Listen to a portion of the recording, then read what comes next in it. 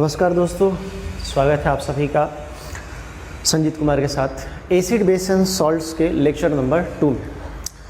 पिछले लेक्चर में हम शायद फॉस्फोरिक एसिड के बारे में बातचीत कर रहे थे। फॉस्फोरिक एसिड कहने का मतलब हो गया कि H3PO4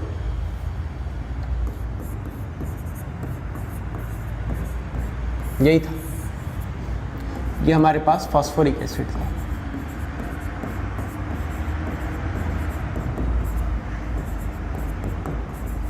ठीक, अब क्या हुआ कि फॉस्फोरिक एसिड में हम लोग बात कर रहे थे कि एसिडिटी मोनोबेसिक, डाइबेसिक, ट्राइबेसिक, टेट्राबेसिक ऐसा कुछ बात कर रहे थे, या फिर इसको हम बोल रहे थे कि मोनोप्रोटिक, डाइप्रोटिक, ट्राइपोटिक, टेट्राप्रोटिक।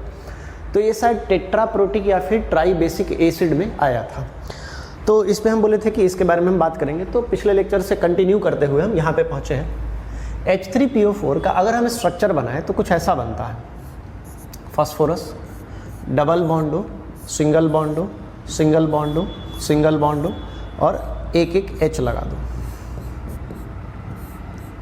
ठीक है, मैंने आपसे बोला था कि अगर कोई भी हाइड्रोजन डायरेक्टली सेंट्रल एटम से अटैच होता है तो वो डिसोसिएट नहीं होता है, रिमूव नहीं होता है, H+ रिलीज नहीं करता है। या फिर ये कह दे कि अगर कोई भी हाइड्रोजन ऑक्सीजन से अटैच नहीं है, डायरेक्टली ऑक्सीजन से या फिर वैसे एलिमेंट से जिसके बीच में इलेक्ट्रोनेगेटिव डिफरेंस थोड़ा ज़्यादा हो, तो वहाँ से H+ निकालना डिफ़िकल्ट होता है। इलेक्ट्रोनेगेटिव डिफरेंस कहने का ये मतलब है कि सर इलेक्ट्रॉन विड्रॉइंग टेंडेंसी उस पर्टिकुलर एलिमेंट से जिससे वो हाइड्रोजन अटैच है, वो एलिमेंट अगर हाइड्रोजन से जितना ज़्यादा इलेक्ट्रॉन विड्रॉ करेगा उतना ज़्यादा आसानी से हाइड्रोजन वहाँ से रिमूव होगा। तो हमने बोला कि सर यहाँ पे अगर देखो तो यहाँ पे तो आपको दिख रहा है कि सर ये 3 हाइड्रोजन अटैच है। किससे भाई? ऑक्सीजन से। तीनों हाइड्रोजन अटैच है ऑक्सीजन से। तो इसका मतलब कहने का हो गया कि सर ये तीनों हाइड्रोजन यहाँ से निकल जाएंगे। तीनों हाइड्रोजन निकल जाएंगे, बिल्कुल सही सोच रहे हैं आप, सही सोच रहे हैं। तीनों हाइड्रोजन यहाँ से निकल जाएंगे, लेकिन एक बार नहीं निकलेंगे, बारी बारी से निकलेंगे। मान लो मैंने एक अलग स्टेज बनाया जहाँ पे phosphorus, double bond, single bond OP-, single bond OP-, single bond OP-। तो यहाँ जो रिलीज हुआ ये 3 H+ रिलीज हुआ। ठीक है, और ये 3 H+ की वजह से आपका ये जो एसिड है फॉस्फोरिक एसिड, ये आपका हो गया ट्राई बेसिक एसिड, तो हम ट्राइप्रोटिक बोले। लेकिन वही अगर क्या होता है, एग्जाम्पल हम दूसरा लेते हैं, एक एग्जाम्पल थोड़ा सा हम दूसरा बदल के लेते हैं। इसी में देखिएगा, ध्यान दीजिएगा। अगर इसका हम दूसरा एग्जाम्पल ले लें H3PO2, H3PO3 ले लेते हैं, O2 बाद में, H3PO3। तो क्या होगा सर, आप तो देखेंगे सर यहाँ पे सर 3 हाइड्रोजन था, तो तीनों के तीनों निकल गए। यहाँ देखो तीनों निकल गए, तो इसकी वजह से क्या हो गया, ट्राइप्रोटिक या फिर ट्राइबेसिक एसिड। तो आपके मन में सवाल आएगा सर यहाँ भी तो 3 हाइड्रोजन है, देखो तो सर यहाँ भी तीनों निकल जाएंगे, तो इस वजह से ये भी क्या हो जाएगा, ट्राइप्रोटिक एसिड। आप इसको देख करके बिल्कुल सही अंदाज़ा लगा रहे हैं, लेकिन क्या है ना कि ये गलत साबित होता है। कैसे गलत साबित होता है ये मैं आपको दिखाऊंगा, इसलिए जानबूझ के मैंने एग्जाम्पल लिया है। एक्चुअली ये आपका H3PO4 तो आपका ट्राइप्रोटिक एसिड है, बिल्कुल सही है, ट्राइबेसिक एसिड इसको कह रहे हैं, बिल्कुल सही है। लेकिन ये क्या है, इसके बारे में आप ध्यान से देखिए, स्ट्रक्चर बनाता हूं तब आपको दिखेगा। Phosphorus, double बॉन्डो, single बॉन्डो, single bond O। ठीक है, अच्छा आप बोलेंगे सर आप स्ट्रक्चर बना लेते हो, कैसे बना लेते हो, समझ में आता नहीं है। एक्चुअली क्या है कि इसके बारे में क्लास 9 में बताया गया था कि किसी भी पर्टिकुलर एलिमेंट का वैलेंसी क्या होता है। वैलेंसी कहने का मतलब कि उसकी बॉन्ड बनाने की टेंडेंसी कितनी होती है। तो ये बॉन्ड बनाने की टेंडेंसी आप 9th में पढ़े होंगे तो ठीक है, नहीं तो मैं यहाँ 2 मिनट में बता दूंगा, कोई ज़्यादा समय नहीं लगता है, बहुत आसानी से समझ सकते हैं। फॉस्फोरस मैं देख लो यहाँ छोटा सा कोने में बता देता हूँ। फॉस्फोरस एटॉमिक नंबर 15 है। अगर इसका कन्फिग्रेशन लिखोगे तो 2,8,5 लिखेंगे। इसका मतलब हो गया कि सर या तो इसको ऑक्टेट कंप्लीट करने के लिए सर 3 इलेक्ट्रॉन चाहिए, जो कि कर सकता है एक्सेप्ट, लेकिन आपको पता है कि ये थर्ड पीरियड है और थर्ड पीरियड और बिलो के एलिमेंट्स ऑर्बिटल को अपना एक्सपैंड करते हैं, ठीक है। इस वजह से इसका वैलेंसी 5 हो जाता है, ये ध्यान में रखिए, फिलहाल अभी ध्यान में रखिए। उसके बाद हमारे पास ऑक्सीजन है, ऑक्सीजन का एटॉमिक नंबर 8 होता है, कन्फिग्रेशन हमारे पास 2,6 होगा और ये 2 इलेक्ट्रॉन लेगा तो इसका वैलेंसी इस वजह से 2 हो जाता है, क्योंकि ये सेकंड पीरियड का, ये आपका थर्ड का है, ये आपका सेकंड का है। और थर्ड वाले के पास कुछ खास प्रॉपर्टी होता है, ये अच्छे से पढ़ेंगे, टेंशन ना लीजिए, ये पढ़ना है 11th में अच्छे से पढ़ना है, 9th में इसको नहीं बताया जाता, बट हाँ ये बताया जाता है कि वैलेंसी किसका कितना है, ठीक है, फिर भी मैं बता रहा हूँ। उसके बाद हमारे पास क्या है, हाइड्रोजन, हाइड्रोजन का एटॉमिक नंबर कन्फिग्रेशन 1, तो सर ये एक ही बॉन्ड बनाएगा। अब देखो यहाँ 5 बॉन्ड बना रहा है, यहाँ 2 बना रहा है और यहाँ 1 बना रहा है। अब जब भी हम स्ट्रक्चर बनाएंगे ना, जब भी स्ट्रक्चर बनाएंगे तो इसके क्या कहते हैं, इसके जो है ना वैलेंसी को हम सेटिस्फाई करेंगे, ठीक है। तो हमारे पास ध्यान से देखिए जो वैलेंसी है, फास्फोरस का हमारे पास 5 है, ऑक्सीजन का 2 है और हाइड्रोजन का 1 है। हम फुलफिल करेंगे, सबसे पहले फास्फोरस का वैलेंसी फुलफिल करेंगे। फास्फोरस में सबसे पहले वो एलिमेंट लगाएंगे जो ज़्यादा इलेक्ट्रोनेगेटिव हो हाइड्रोजन से इलेक्ट्रोनेगेटिव ज़्यादा यहाँ पे है ऑक्सीजन, तो सबसे पहले फास्फोरस के साथ ऑक्सीजन लगाए और इसका वैलेंसी भी ज़्यादा है, हाइड्रोजन से वैलेंसी ज़्यादा, इस वजह से पहले इसको लगाए। अब देखो ऑक्सीजन हमारे पास कितने थे, 3, हमने 3 ऑक्सीजन लगाए, 1 2 3। फास्फोरस का यहाँ देखो 2 3 4 बॉन्ड बना, फास्फोरस बनाता कितना है 5, तो अब हमारे पास ऑप्शन तो अवेलेबल नहीं है, अब हमारे पास हाइड्रोजन है, तो हाइड्रोजन 1 लगा दो, यहाँ हाइड्रोजन 1 लगा दिए, ठीक है। 1 हाइड्रोजन लगाने के बाद हमारे पास जो बचा, अब हमारे पास कितने हाइड्रोजन बचे, इसमें से 1 निकल गया तो 2 बचे। अब मान लो 2 जो है तुम यहाँ लगाओगे, 2 क्यों लगाओगे यहाँ पे, क्योंकि बोलोगे सर ऑक्सीजन का जो वैलेंसी है वैलेंसी 2 है, ठीक है। ऑक्सीजन का वैलेंसी अगर 2 है तो ये कितने बॉन्ड बनाएंगे, 2 बनाएंगे। ये वाला देखो 2 ऑक्सीजन बना चुका है बॉन्ड, ये भी देखो एक इधर 2 बन गया, एक इधर 2 बन गया, यहाँ हाइड्रोजन 1 बॉन्ड बना रहा है, सभी हाइड्रोजन का सिंगल बॉन्ड कंप्लीट। अब देखो सेम चीज़ लगाओ, यहाँ जो भी हाइड्रोजन ऑक्सीजन से अटैच है निकला, लेकिन डायरेक्ट फास्फोरस से अटैच होता तो मैंने बोला था कि नहीं निकलेगा। तो इस केस में आप बोलोगे कि सर ये वाला हाइड्रोजन तो पक्का निकलेगा और ये वाला भी निकलेगा, कि सर ये सेम चीज़ यहाँ दिख रहा है और ये वाला सेम चीज़ यहाँ दिख रहा है। बट इस केस में क्या है कि ये जो हाइड्रोजन है ये वाला, अगर आप इसको निकालने जाओगे तो ये हाइड्रोजन नहीं निकलेगा। क्यों नहीं निकलेगा, क्योंकि ये डायरेक्ट फास्फोरस से अटैच है, समझ में आया।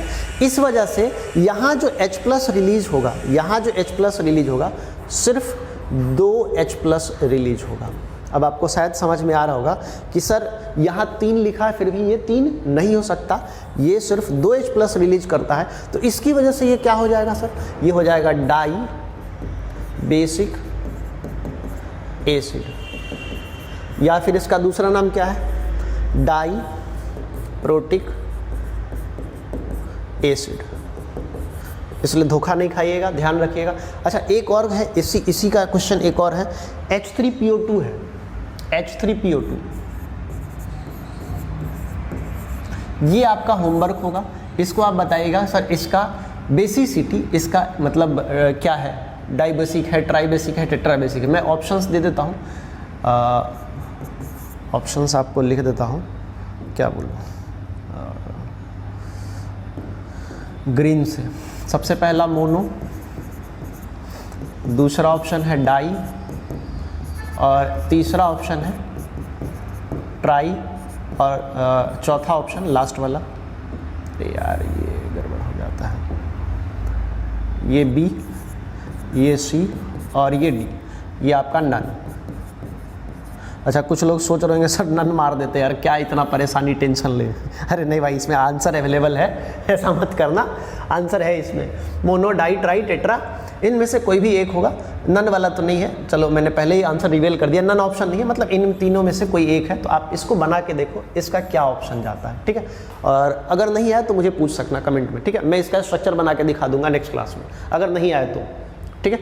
चलिए तो ये क्लियर कर दिया हमने कि सर दिखने वाला जो है वैसा कुछ होता नहीं है, समझ में आया ना, जो दिखता है वैसा वो होता नहीं है, ठीक है।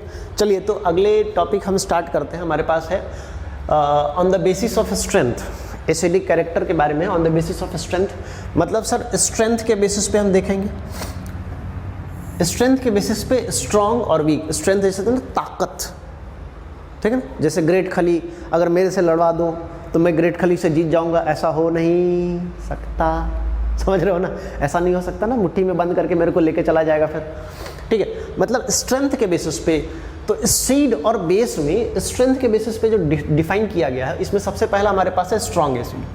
अच्छा, इसमें क्या क्या क्या क्या है, क्यों इसको स्ट्रॉन्ग बोला जाता है, इस पर थोड़ा सा देखिए। इसमें देखिए acid which undergoes almost complete ionization, most important point है। अगर कोई एसिड कंप्लीट आयोनाइजेशन हो रहा है, ठीक है, और हायर कंसंट्रेशन में, अगर हायर कंसंट्रेशन में H+ आयंस या फिर हाइड्रोनियम आयन आपको रिलीज कर रहा है, तो वैसे एसिड को क्या बोलोगे? Strong acid. बात समझ में आया? अगर कोई एसिड कंप्लीट आयोनाइजेशन कर रहा है और हायर कंसंट्रेशन रिलीज कर रहा है, कहाँ पे सर? एक्वस सॉल्यूशन में। और कौन सा एक्वस सॉल्यूशन? डाइल्यूट। अगर डाइल्यूट एक्वस सॉल्यूशन में हायर कंसंट्रेशन रिलीज कर रहा है, किसका? हाइड्रोनियम आयन का, H3O+ का या फिर H+ का, तो उस एसिड को हम क्या बोलते हैं? Strong acid. तो हमारे पास कुछ स्ट्रॉन्ग एसिड है, जैसे आपने इसको देखा होगा, hydrochloric acid, sulphuric acid, nitric acid, ठीक है। ये लोग अपना H+ रिलीज करते हैं, और H+ जब रिलीज करते हैं तो अब देखो, अब इस क्वेश्चन में भी बड़ा आसान है, तुम इसमें बता सकते हो ना सर इसमें तो एक H+ है, तो क्या होगा? ये क्या होगा, कुछ अंदाजा है? ये मोनोप्रोटिक होगा, मोनोप्रोटिक एसिड। अच्छा, ये क्या होगा सर? यहाँ तो 2 H+, 2 हाइड्रोजन निकलेगा, हाँ बिल्कुल निकलेगा 2, तो ये क्या हो जाएगा? Dibasic acid. ऊपर प्रोटिक लिखा था, नीचे बेसिक लिख दिया है, दोनों सेम होते हैं, प्रोटिक लिखो या बेसिक लिखो, वरना कुछ लोग फैल जाओगे। नाइट्रिक में हमारे पास एक है, तो ये फिर से क्या हो जाएगा? मोनोबेसिक एसिड, ठीक है। अच्छा, सल्फ्यूरिक एसिड का स्ट्रक्चर बना दूं क्या? डाइप्रोटिक कैसे होता है या डाइबेसिक, देख लेना यहाँ पे। देखो यहाँ सल्फर, डबल बॉन्ड हो, सिंगल बॉन्ड हो, सिंगल बॉन्ड हो, सिंगल बॉन्ड हो, एक सल्फर में 4 ऑक्सीजन है और 2 हाइड्रोजन है, तो 4 ऑक्सीजन लग गए भाई साहब। सल्फर का वैलेंसी 6 होता है, डबल बॉन्ड एक और बना दो, अब लगा दो यहाँ पे हाइड्रोजन। अब देखो आपको दिख रहा है क्लियर कि सर यहाँ से आप निकालोगे तो एक H+ यहाँ से निकालोगे और दूसरा H+ यहाँ से निकालोगे, तो आपके पास जो टोटल H+ निकल के आएगा, यहाँ पे 2 H+ दिखेगा। इस वजह से ये क्या हो गया? डाइबेसिक एसिड, ठीक है। ये क्लियर कर दिया, ठीक है। तो स्ट्रॉन्ग पढ़ा अब हमने, अब इसके बाद हमारे पास क्या है सर? हमारे पास है वीक एसिड, ठीक है। तो चलिए आगे चलते हैं। वीक एसिड मतलब क्या होगा? स्ट्रॉन्ग में हमने बोला कंप्लीट आयोनेशन होगा, कंप्लीट डिसोसिएशन होगा, तो सर इसमें क्या होगा? कंप्लीट तो नहीं होगा, इनकम्प्लीट कहो या फिर पार्शियल कहो। अब इसमें हम क्या बोलेंगे सर? इनकम्प्लीट या फिर पार्शियल आयोनेशन हो रहा है किसी एसिड का उसके एक्वस सॉल्यूशन में, डाइल्यूट एक्वस सॉल्यूशन में, और वो बहुत कम अमाउंट में, लो कंसंट्रेशन में अगर आपको हाइड्रोनियम आयन रिलीज कर रहा है, तो वैसे एसिड को क्या बोलेंगे भाई साहब? Weak acid.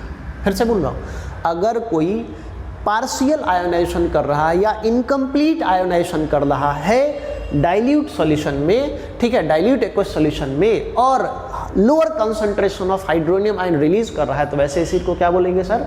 वैसे एसिड को हम बोलेंगे वीक एसिड। हमारे पास कुछ वीक एसिड्स अवेलेबल है। अच्छा, वीक एसिड्स आपने इनको देखा है, मैंने बार बार लिख रहा हूँ, फॉर्मूला याद रखिएगा इनके नाम को। ये आपके पास 5 मैंने लिख दिए हैं। सबसे पहला आपके पास है एसिटिक एसिड, इसका नाम आपको पता होगा शायद, मैंने बताया है।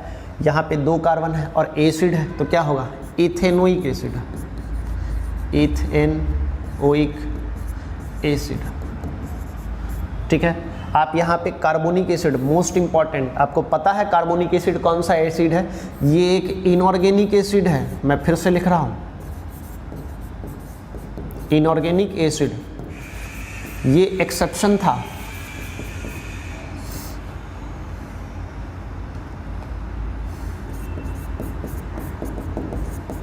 क्यों था? क्योंकि इसके अंदर कार्बन अवेलेबल था, इस वजह से, ठीक है। ये ऑर्गेनिक होना चाहिए, फिर भी इनऑर्गेनिक है क्योंकि कार्बन अवेलेबल है। ये कार्बोनिक एसिड आपका इनऑर्गेनिक है। उसके बाद हमारे पास क्या है? Formic acid. फॉर्मिक एसिड का नाम देखो, IUPAC नेम क्या था?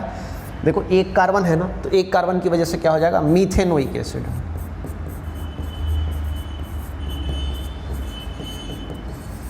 Methanoic acid, ethanoic acid, inorganic acid H2S hydrogen sulphide, बहुत इंपॉर्टेंट है भाई साहब, बहुत इंपॉर्टेंट है। आपको पता है ये डाइप्रोटिक होता है, 2 हाइड्रोजन रिलीज करता है, 2H+, ठीक है।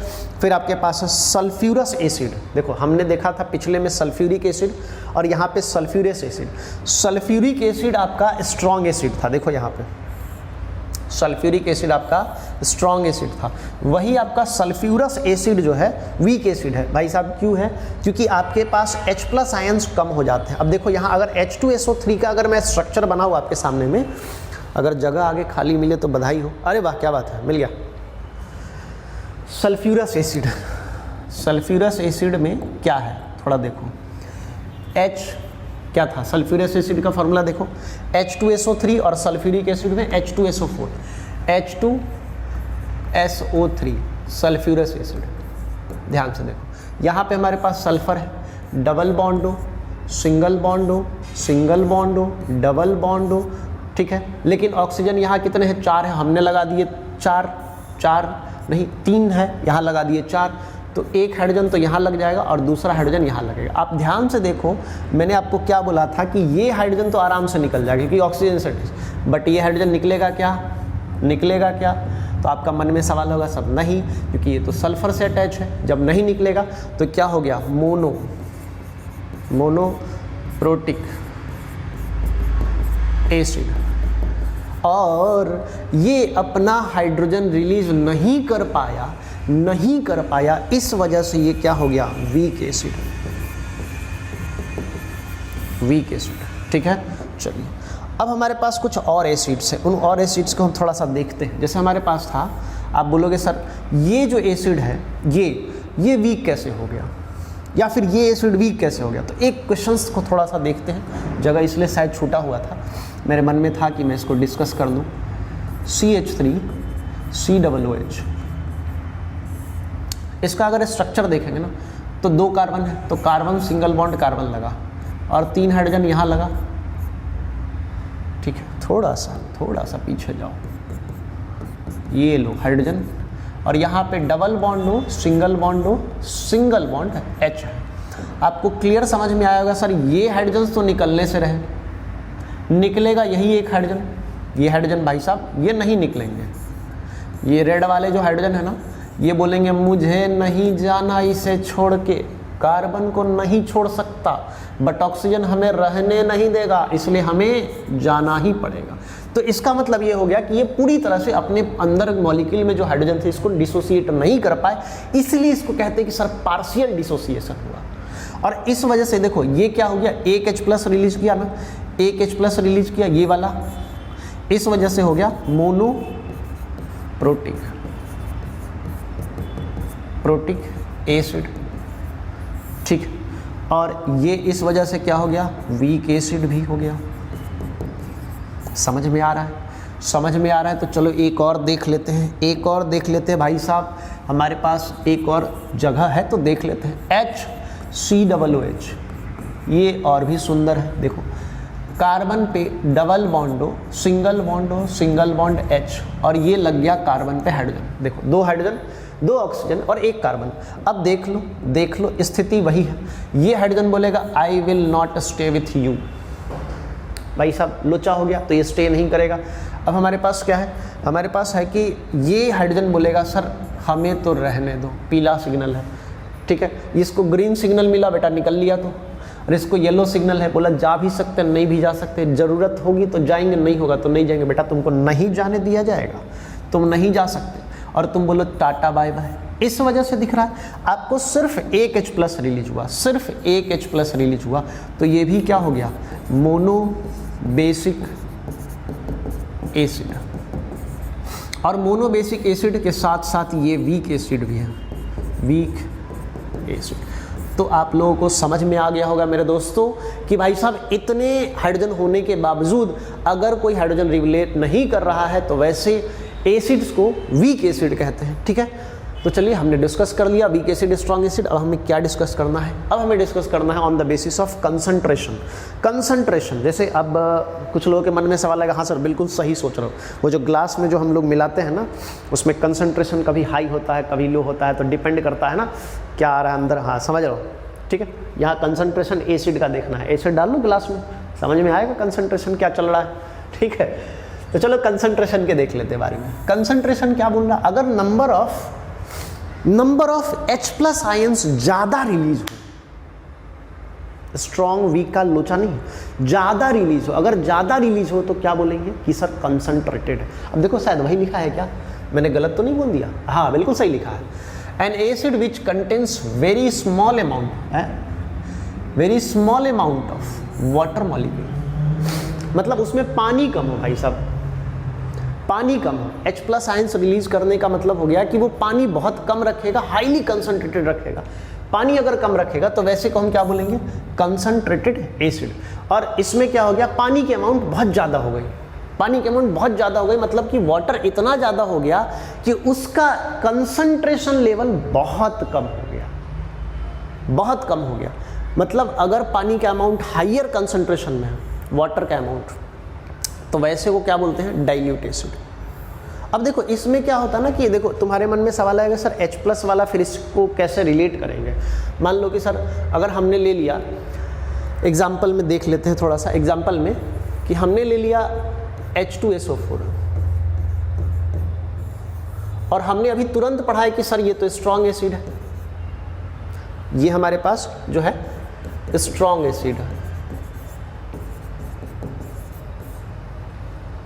ठीक है। लेकिन इसमें क्या कर दिया तुमने, मिला दिया बहुत ज़्यादा पानी, बहुत ज़्यादा पानी मिला दिया।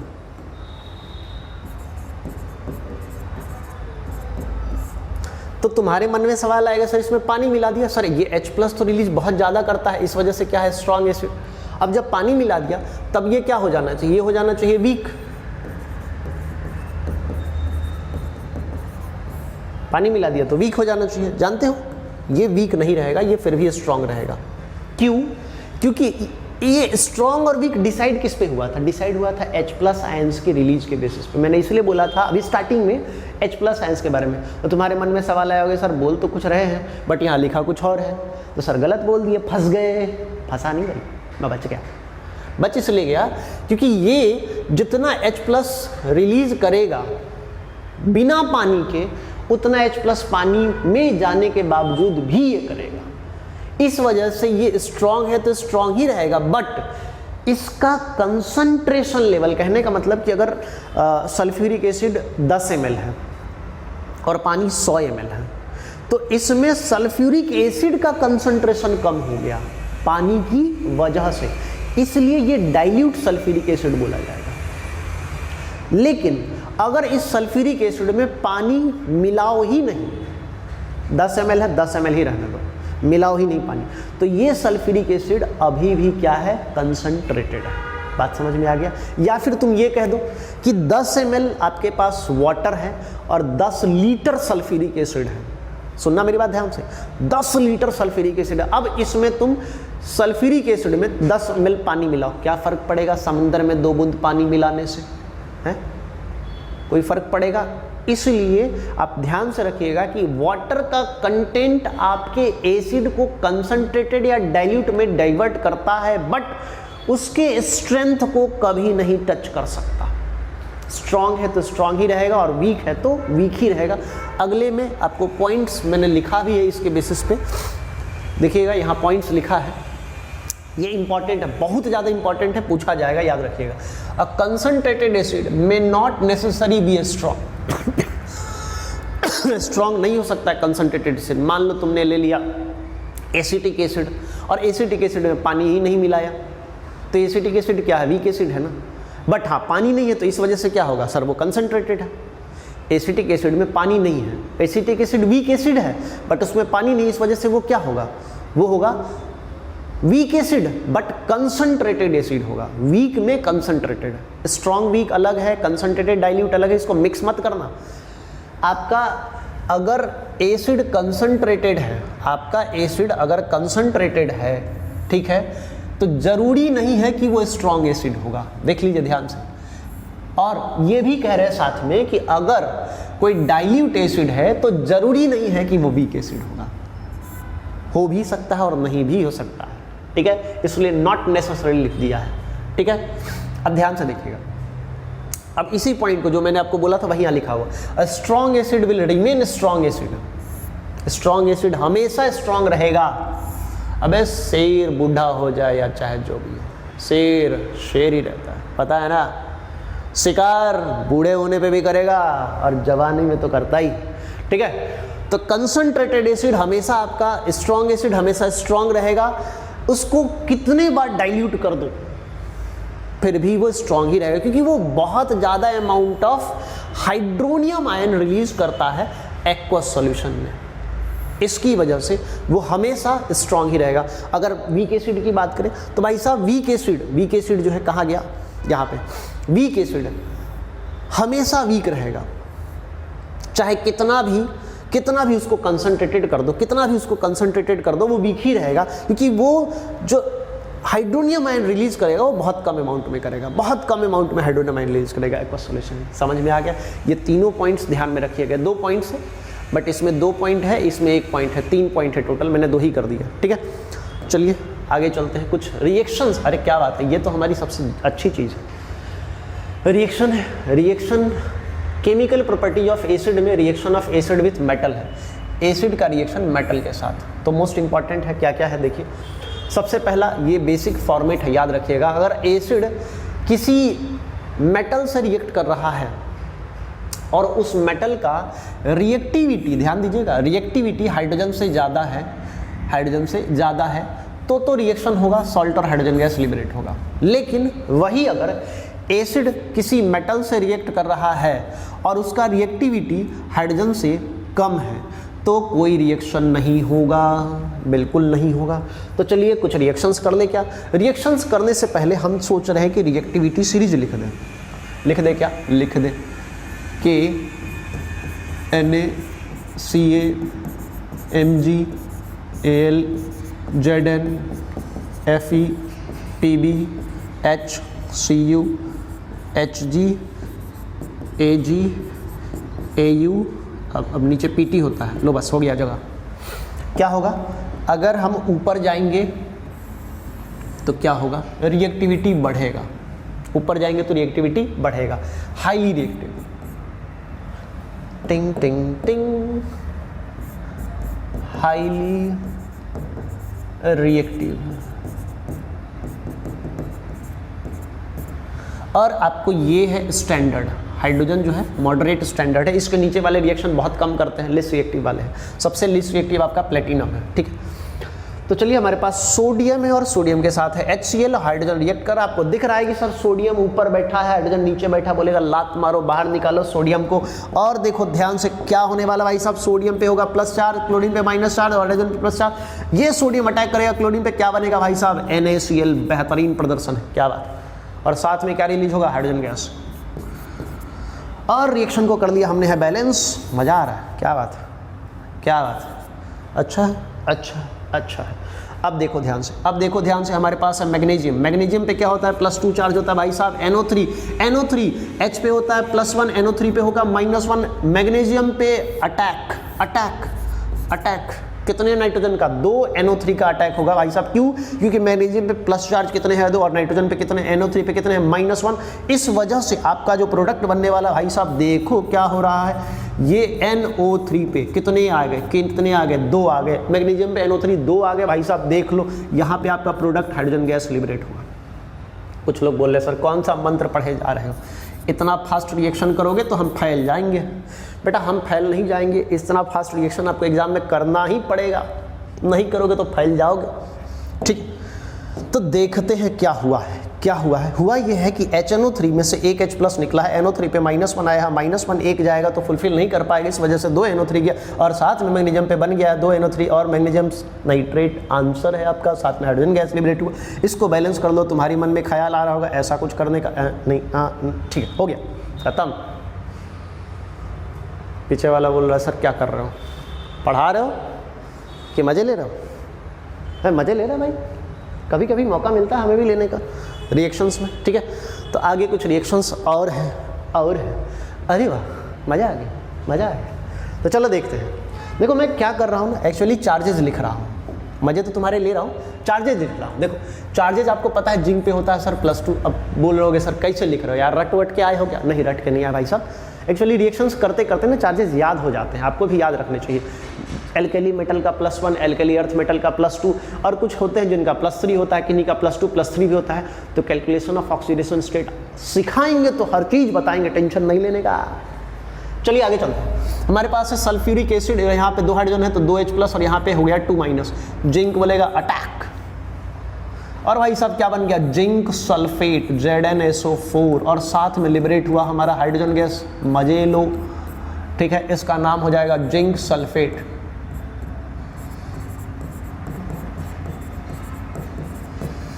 ठीक है ना, बस देखते जाओ। फिर से सल्फेट, कॉपर बोला आप तो छोड़ेंगे नहीं, सल्फेट बोले टच करके दिखा, टच करके दिखा, बहुत मजे ले रहे थे। जिंक आया, फिर नाइट्रिक आया, क्या क्या आया, मजे लेके चलेगा। तू टच करके दिखा। बोला ऐसा क्यों नहीं कर सकता? बोला देख तू तो नीचे है, तू तो नीचे है, देख भाई देख, तू तो नीचे है किसके? हाइड्रोजन के, और मेरे पास क्या है? मेरे पास हाइड्रोजन है भाई साहब। तू हाइड्रोजन को नहीं हटा सकता। हाइड्रोजन को अगर नहीं हटा सकता इसकी वजह से तू क्या करेगा? तू क्या करेगा? तू कुछ नहीं करेगा कुछ नहीं करेगा, no reaction. Reason, since copper is less reactive in hydrogen, therefore copper does not displace hydrogen from the sulfate ion, from the sulfuric acid to form sulfate। अरे बस भी करो सर, ऐसे क्या करो? या लिख देता हूँ copper is less reactive than hydrogen in reactive in metal reactivity series, reactivity series, so it does not displace hydrogen from sulfuric acid।